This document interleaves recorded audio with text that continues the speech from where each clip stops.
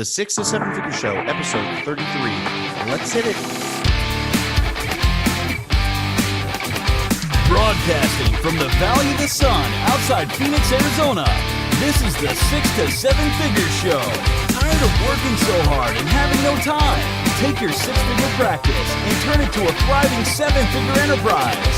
And now, your host, author, speaker, mentor, and strategist, Frank Bria. Welcome, everyone, to the 6 to 7 Figure Show. I'm your host, Frank Bria, and today I am absolutely delighted to be joined by my good friend, Walt Hampton. Walt Hampton is the president of Summit Success International. It's a global personal and professional development firm, and the creator of the Consultant Success Formula. He's a business coach, a management consultant, leadership trainer, motivational speaker, all wrapped up into one bald guy. He's a best-selling author of Journeys on the Edge, Living a Life That Matters, named a top 10 nonfiction book and a two-time recipient of the North American Book Awards, as well as the author of The Power Principles of Time Mastery, Do Less, Make More, Have Fun. If anyone who knows me knows those are principles I care about. 1984 grad of the Cornell Law School. Walt was a managing partner of a law firm for about 30 years, with a practice focused in commercial litigation and criminal defense. He was trained as a results coach by Robbins Research International and worked directly for Tony Robbins as one of Tony's elite business coaches. Walt's passions are high-altitude mountaineering, ultra-distance running, blue water sailing, and adventure photography. He and his wife, writer Anne Shabani, reside in Castletownshend in Cork in Ireland. Walt, welcome to the show. You forgot to mention that I'm a legend in my own mind.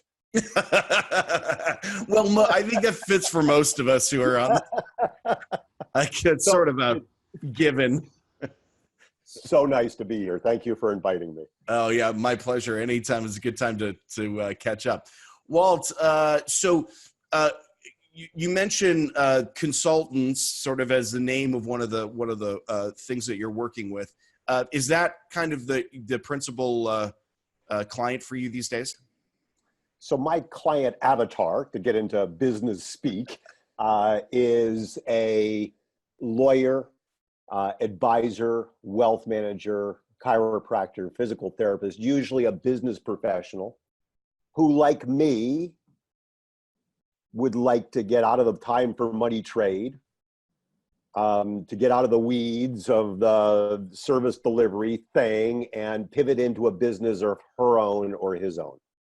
Got it. And so that's client avatar number one. Client avatar number two is the consultant who's done it, coach consultant who's done it, but's not getting the traction yet. And there's usually a couple of key reasons why they're not getting the traction. And so our signature program is the Consultant's Success Formula. And so that would apply, I mean, to most professional services folks would move into leveraging their expertise in some way. So there's a consultative feel to it, I suppose. Absolutely. Yeah. Absolutely. And this movement from professional services over into something that doesn't feel dead to them in their soul, I guess is a kind of a personal journey of yours as well, I suppose, right?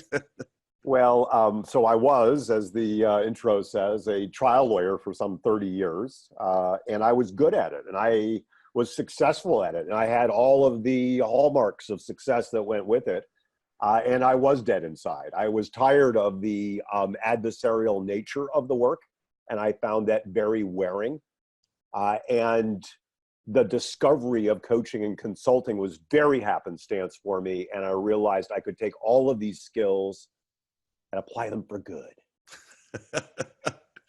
Well, I like to say it isn't a superpower if it couldn't be used for evil. So there probably is a flip side of both. Now, that there is something about, I mean, and this is one of the areas when I was younger, I was very interested in the legal area.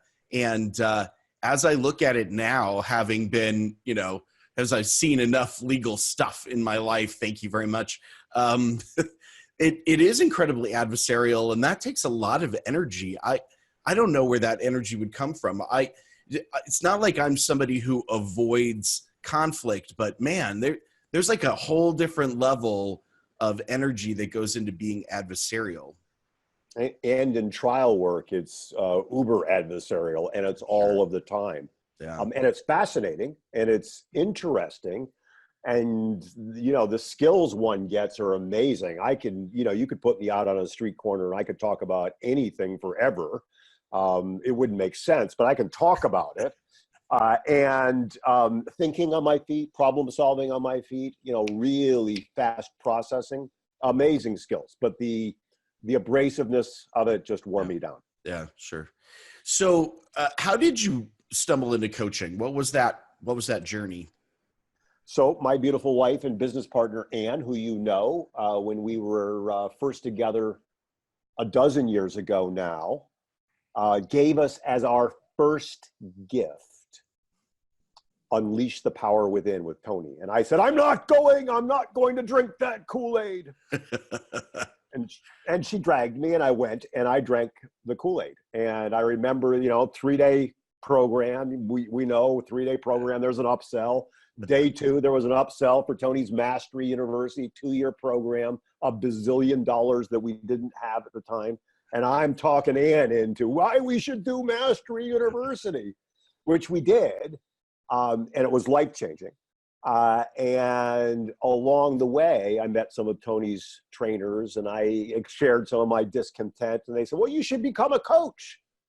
And so I applied to his school of coach training, not knowing what coaching was. I thought it had something to do with soccer or lacrosse. Had no idea what coaching was. Applied, and later discovered in the process that there were 2,200 applications for a class of 20. And I was selected, and I thought, and so I went through the coach training program, and it was really powerful. And I became, I think I am a good and effective coach now. And a lot of that goes all the way back to that initial coach training. So that's how I kind of stumbled into it. What were some of the elements of coaching that you find aligned with that kind of light you up the way that because I know you, so I know how lit up you are, but what are some of the elements of that have been the impetus for that? So coaching for me is highly collaborative. My own philosophy around coaching is that nobody is broken and nobody needs to be fixed, and that most of us already know the answers and that we're just way too close to our own stuff. I'm a big believer that good coaches have coaches, which is why I have a coach. And it's like, why couldn't I see that? Because we all get too close to our stuff. Yeah. And so a lot of coaching is, I work with a lot of high performing professionals. A lot of coaching is holding space with people. And it's asking the powerful coaching questions that help bring out the ahas. And it's collaborative and it's creative. I think business in its whole is iterative and creative and fun. And so, in this space, holding this space, how can we co-create your business? How can we co-create this next step? How can we co-create this new program or this new launch? And so it's a very collaborative and creative process that I really love. And one of the things I gave myself the gift of when I left the law was I stopped measuring the value of my life in 6-minute increments. And so I work now with a very small handful of clients in what we call a concierge model. And I get to spend lots of time with my clients. I've worked with my clients, a lot of my clients for years, and the relationships have gone very deep. And that's a beautiful thing about coaching, really going deep in the relationship, and all sorts of magic happens then. Yeah, that the ability to, I think, erase out the boundaries of the boxes, I guess, that we normally put ourselves in terms of time. I mean, as you're describing, moving from billable hours into, a much more, abundant view of how to spend your time with clients. And I guess everyone else in their own professional services world has their own boxes that they've put themselves in with regard to how they view how they move through the world as well. And to be able to erase those and move into something that's much more abundant, that's much more centered in service, I think is that's a change most of us as human beings should go through once in their lives at least, because I think it's a really it puts you in a completely different place emotionally,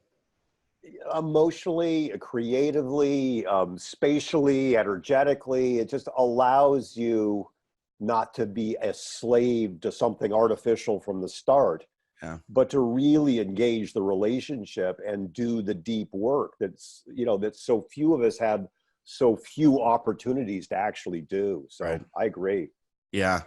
So I want to pivot to the actual path that some of these professional services folks take as they switch over to something else. Because that does seem like a lot of work. That does seem like a really transformative experience and probably a bumpy road for some.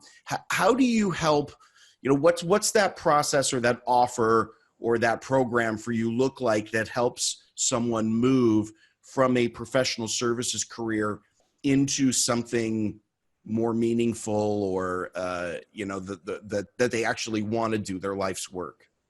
Well, we can talk as much or as little about the consultant's success formula as you want.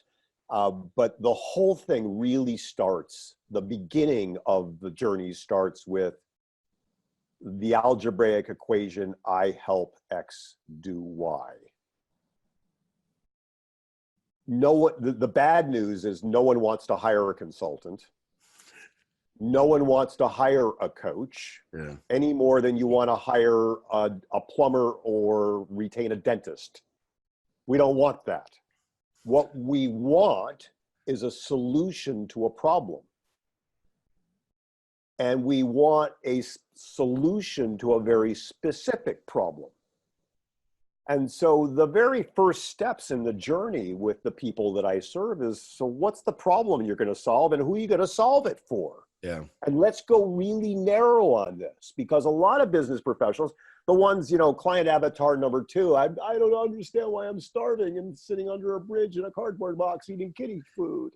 Well, it's usually because they haven't gotten this I help X do Y narrowly focused enough. They go out in the world and say, I'm a consultant and I help people do stuff.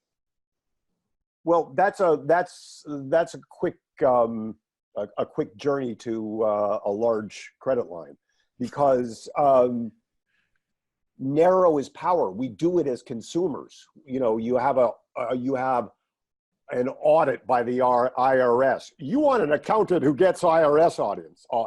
You have a cardiology problem. You want a cardiologist who specializes in males 40 to 60. I mean, we go narrow as consumers. And so the very first step on the journey for me is helping my clients get clear on the problem they solve and for whom they solve it for. And then, before we got on, we were riffing a little bit around what we were going to talk about today. And you said, I'm going to ask you about the why factor. And so that's the third element is, why does it matter to do the work? Because there are a bazillion lawyers, a bazillion coaches, a bazillion consultants, accountants. Well, there are lots of us. And, Ecclesiastes in the Old Testament said there's nothing new under the sun. There is nothing new under the sun. There's a bazillion of us. The only thing that sets you apart is you and why you do this work. Yeah. And the why is our rocket fuel. It's what gets us up in the morning. It's what helps us beat through the obstacles, overcome the resistance. And ultimately, it is our unique selling proposition, our unique brand identity. And when we can connect with why we do what we do, no one can compete with us. There is no competition. So those are the 3 elements we start with. Nice. Yeah. I think the why is really underrated. A lot of people think, oh, well, I'll think about that, or they'll put something down very superficial, but I think the way you described it as the rocket fuel is really telling and descriptive, because at some point, you're going to run out of your own internal gas. You're going to need your own something else to move that thing along, for sure. But the many times in a sales conversation, the unasked question, sometimes it's asked, is why should I hire you? Right. So that's great. So do you find that as people are moving out of a hourly billing kind of a profession into something else, that this is a tough shift for them? Because there's a lot of people who feel like they want to make this shift, but it feels challenging for them, or there's just a lot of resistance. Besides doing the work, besides the marketing and the mission and the personal alignment work that you're doing, what is primarily keeping these people back from successfully making the shift? So you identify a hurdle, which is that whole time for money trade thing, and freeing oneself from that. And once we've done the who I help and what problem I solve and why I do it, understanding then what's the value of that to my client, and what's the value of that to the people around my client, and connecting with that value at a deep level. So let me give you an example. There is no reason on God's green earth that anybody ought to pay me $15,000 for a 45-minute keynote on time management and productivity that I can give blindfolded in a shower hung upside down. I love to give it. It's easy to do. It's the fastest $15,000 I make. No reason to pay me that. There's no time for money trade on that. Yeah. But if I've got a room full of senior level managers at a Fortune 100 or Fortune 50 company, and I can increase their time management and productivity, reduce their stress, reduce their overwhelm by 5% today. If I can do that, what's that worth to them? And not only that, what's it worth if when they go back to their offices, they're nicer to their staff and they're more engaged with their team. And as a result, their team is more engaged and they're more happy and they're more productive. Yeah. And not only that, but they can go home early from the day and they can get back to the running or to the gym or to their Pilates, their yoga. And they come home and they don't yell at their dog and their wife and their kids and their partners. They come home happy and they're able to go out into the community and add value, and they're able to spend time with their kids and their grandkids. And they're able to pursue some hobbies. What is that? What is the value of that 45 minutes? Yeah. But not just that day, but that week and that month and that quarter and that year and over the ripples in the pond. So getting my clients to connect with the value of what they deliver. And ultimately, of course, the answer when we really do this work deeply is the old MasterCard commercial. It's priceless. And right. then we're released to think about what's the business model we want to create. Because tonight, the lights will be on at the Four Seasons in Honolulu for $1,500 a night for a room. And at the Red Roof Inn down the street, you can get a room for $49.97. And both business models are fine. Yeah. But they deliver different experiences, different value. They delight in different ways or not. And so then we're freed up to create the business model that we want to create, delivering the value that we do. Yeah, this mathematical, it doesn't have to be mathematical, I suppose, but I'm going to call it math around the value proposition is something that I think most service providers are ill-equipped to do. And it leaves them charging way less than they could for their services. And it puts them in a position of not feeling like they can step into, I don't know that I want to use the word power, but step into the impact that they can be having for their client, right? Everyone I think who is really, really good in the consulting space understands value-based pricing. They understand how to create a a business case for why they would do that work. And if you can't, you are stuck in this, well, how many hours was that kind of thing? And you're never going to win at that. The dirty little secret is, and I've seen, people write books and consulting, and just keep raising your rates. Just keep raising the rates, your hourly rates. But at some point, someone on the other side of that's going to go, you know what? That hourly rate is like 5 times my salary. There's no way I'm going to pay that. Right. You have to move into a discussion of value and return on investment. Otherwise, you're never going to win in that game. And the Four Seasons did not start as a Red Roof Inn. They didn't start out saying, I'm a 47.97. I'm going to raise my rates to $100 next month. That's right. As we add smaller pieces of furniture into the room. Yeah. Well, we upgraded the TV. So now that's awesome. That's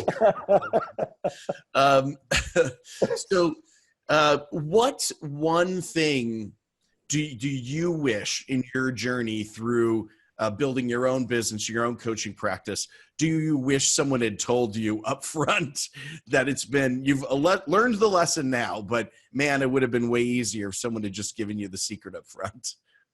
Well, a couple of things. One existential and one practical. The practical is that there is a roadmap, there is a formula, and there are a number of good formulas. I happen to think that mine is the best, but there are a number of good formulas. And knowing that it's not a matter of luck or happenstance or birthright, but there actually is a logical path by which you can take this journey. I was completely in the dark until I discovered actually the path that you discovered long ago and far away. And we shared that path together. It was like, oh, this stuff, there's a roadmap. So I wish I had known that sooner. Yeah. Because I was always, even building my law practice, I was successful, but I made a lot of mistakes. So I wished I had had all of this stuff way back when. The other more existential thing was I couldn't imagine the life that I've been able to create as a result of getting this stuff.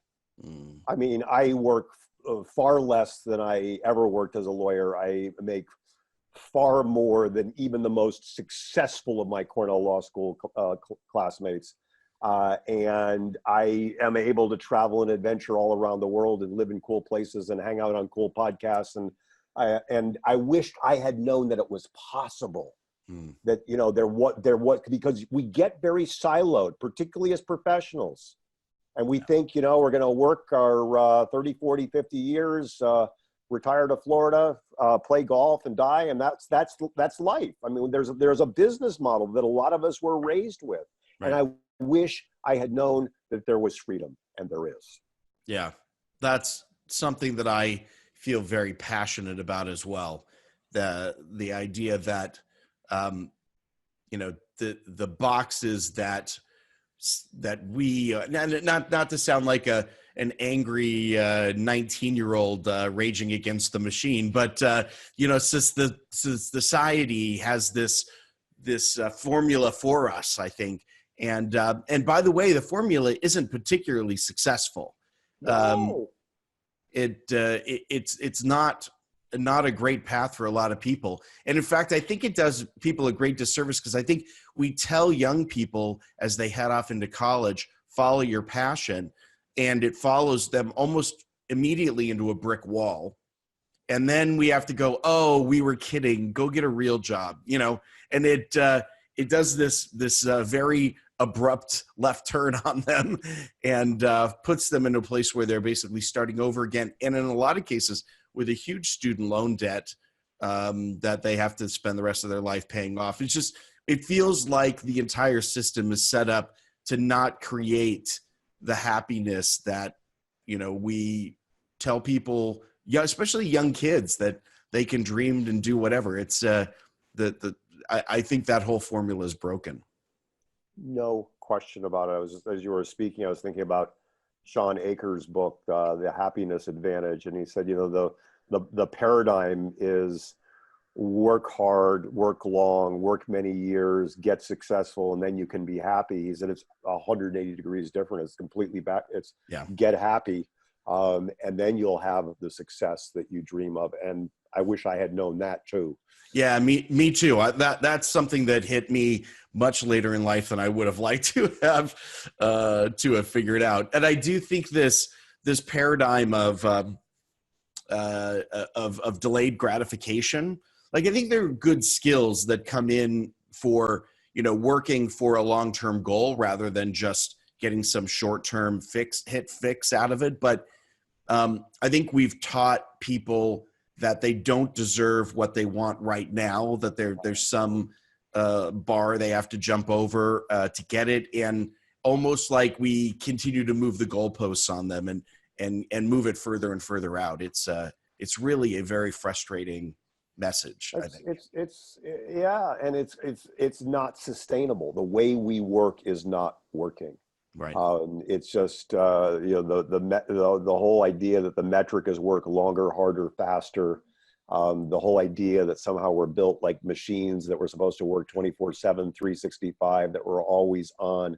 It's not sustainable. It's not a life of joy. And it's, you and I both share that F word that we love, which is fun. Yeah.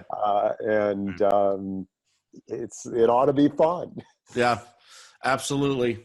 You won't drag me up Everest fun, but I'll let you and Ann go do that. That's what we call type 2 fun. Type 2 fun. Yeah.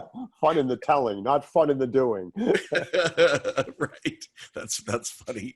Well, everyone who's climbed it ends up adding $10,000 more to their keynote fees. So. I know.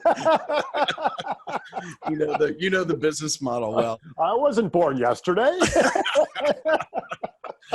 Well, Walt, I'd love to continue the conversation, but we've run out of time, unfortunately.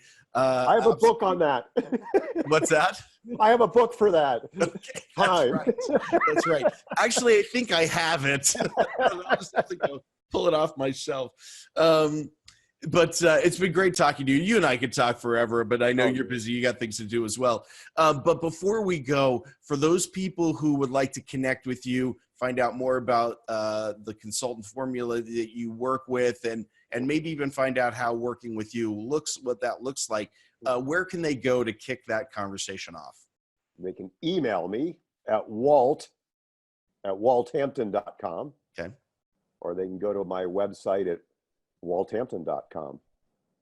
Excellent. And that link will be here below the video or on the show notes page. If you're listening to this commuting to the job you hate, come on back to the come on back to the show notes page, and you get that link as well if you can't remember it. Walt, thank you so much for spending time with me today. It's been an absolute pleasure. Such a treat, Frank. Thank you for having me on. So enjoyed it. Yeah, absolutely. And thank you for being with us on this episode.